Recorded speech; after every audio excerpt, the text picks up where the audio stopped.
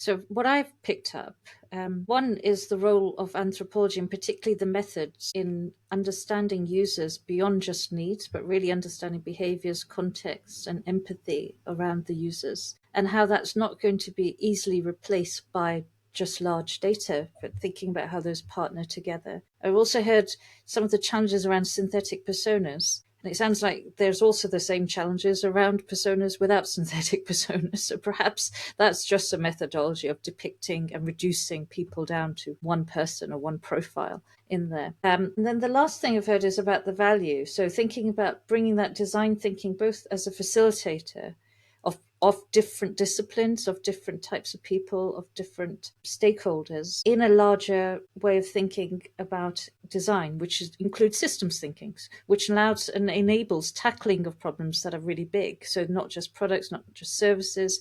We've seen the UK government policy is interacting very closely with design, so design is there. We've seen the data tax services have design and innovation students embedded in their program, helping understand that data is not just data, it's a person and it's human beings in there.